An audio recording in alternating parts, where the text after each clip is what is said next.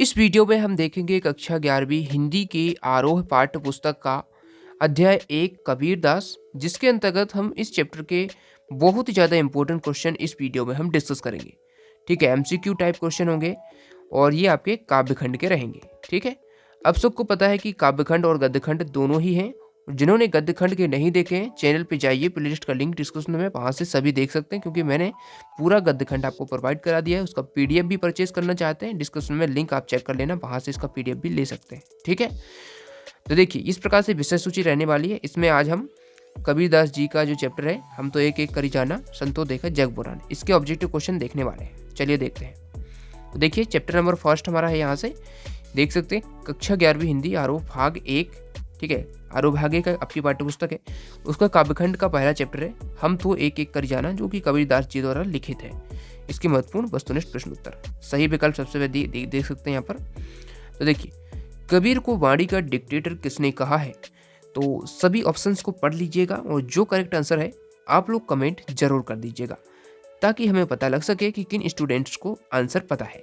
ठीक है, तो इस क्वेश्चन का राइट आंसर मैं आपको बता दूं, इसका आंसर हो जाएगा ऑप्शन नंबर खा, यानी आचार्य हजारी प्रसाद द्विवेदी ने कबीर को वाणी का डिक्टेटर कहा है। अगला प्रश्न देखते हैं, कबीर के पदों की भाषा है।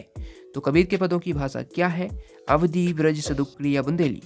तो आंसर आप लोग लिख दीजिए कमेंट में। इसका आंसर हो जाएगा ऑप्शन ग, यानी सदुक्री। अगला प्रश्न देखते हैं, कबीर ने दूसरे पद में किन पर प्रहार किया है? हिंदुओं पर, मुसलमानों पर, वह आडम्बरों पर, सभी पर? तो सही उत्तर क्या हो जाएगा? कबीर ने दूसरे पद में किन पर प्रहार किया है? हिंदुओं पर किया है, मुसलमानों पर किया है, बहाडम्बरों पर, तो सभी पर किया है। तो घ ऑप्शन करेक्ट आंसर हो जाएगा। देखिए इसकी उत्तर माला भी आपको पीडीएफ में मिलेगी। ठीक है, अभी यहाँ पर आंसर नहीं लिखा हुआ है, लेकिन पीडीएफ आपको मिलेगा। अभी मैं दिखाऊंगा आपको कैसे उत्तर माला पूरी लिखी हुई है सभी ऑब्जेक्टिव की। मैंने आंसर यहाँ पर इसलिए नहीं लिखा है क्योंकि आप लोग स्वयं सॉल्व कर पाए, और स्वयं सॉल्व करेंगे फिर आंसर मैच कर लेना। उत्तर माला नीचे लिखी है। ठीक है, चौथा प्रश्न है, कबीर की रचनाओं में किन की बातों का प्रभाव देखने को मिलता है? तो नाथों, सिद्धों, सूफी संतों, इन सभी का मिलता है। ठीक है, तो घ ऑप्शन करेक्ट आंसर हो जाएगा। अगला प्रश्न देखिए, कबीर के अनुसार ईश्वर की प्राप्ति कैसे संभव है? तो वो सही उत्तर जो हो जाएगा, ठीक है, सही उत्तर बता दूं? चलिए बता दिया, आपने बता दिया। इसका आंसर हो जाएगा सहज भक्ति के द्वारा। ठीक है, अगला देखते हैं, अज्ञानी गुरुओं की शरण में जाने पर शिष्यों की क्या गति होती है? तो राइट उत्तर हो जाएगा, ज्ञान की प्राप्ति होती है, ईश्वर की प्राप्ति होती है, अंत समय पछताना पड़ता है, या मोक्ष की प्राप्ति होती है। तो अज्ञानी गुरुओं की शरण में यदि कोई शिष्य जाता है तो अंत समय में उसे पछताना पड़ता है। ठीक है, उसके बाद देखिए, कबीर का जन्म कहाँ, मतलब कब हुआ था? कबीर का जन्म हुआ था। ठीक है, तो ऑप्शंस पढ़ लीजिए। सही जो उत्तर हो जाएगा वो हो जाएगा आपका 1398। ठीक है, तो घ ऑप्शन आपका करेक्ट आंसर हो जाएगा। अगला प्रश्न देखते हैं, क्वेश्चन नंबर 8 कह रहा है कि कबीर हिंदी साहित्य के भक्ति काल की किस धारा के प्रतिनिधि कवि है? तो आपको पता है कि वो ज्ञानश्री शाखा के कवि हैं। किस धारा के? ज्ञानश्री धारा के हैं। ठीक है, तो गा ऑप्शन करेक्ट आंसर हो जाएगा। अगला देखते हैं, कबीर के दोनों पद उनकी रचना बीजक के किस खंड से उद्गृत है? साकी, शबद या रमैनी? इनमें से कोई नहीं। तो इसका जो क्वेश्चन आंसर हो जाए, मतलब इसका आंसर हो जाएगा शबद। ठीक है, ठीक है, चलिए अगले प्रश्न की तरफ बढ़ते हैं। अगला प्रश्न कह रहा है, पीपर पाथ पूजन लागे तीर्थ गर्भ भुलाना, पंक्ति में कौन सा अलंकार है? तो स्टूडेंट्स याद रखिएगा, जहां पर भी एक ही वर्ड की आवृत्ति बार बार हो, ठीक है, वर्ण की आवृत्ति बार बार हो, तो वहां पर क्या होता है? अनुप्रास अलंकार। जैसे पा वर्ड यहाँ पर है, पीपर पाथ पूजन लागे, तो इसमें देखिए पा पा पा 3 बार आ रहा है, मतलब इसकी आवृत्ति हो रही है, मतलब ये बार बार आ रहा है, इसलिए यहाँ पर अनुप्रास अलंकार हो जाएगा। तो ऑप्शन घ आपका करेक्ट आंसर हो जाएगा। ठीक है ना। अगला देखिए, कबीर ने अपनी कविताओं में खुद को खालिस्तान कहा है। तो क्या कहा है? उन्होंने अपने आप को काशी का जुलाहा कहा है।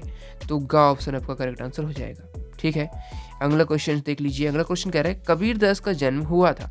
तो कबीरदास का जन्म कब हुआ था? सो यानी कहाँ हुआ था? कब तो मैंने बता दिया, 1398 में। कहाँ हुआ था पूछ रहा है, तो इसका उत्तर हो जाएगा लहरतारा में। ठीक है, लहरतारा स्थान पर उनका जन्म हुआ था। अगला प्रश्न देखते हैं, कबीर की मृत्यु कहाँ हुई थी? तो कबीर की मृत्यु मगहर में हुई थी।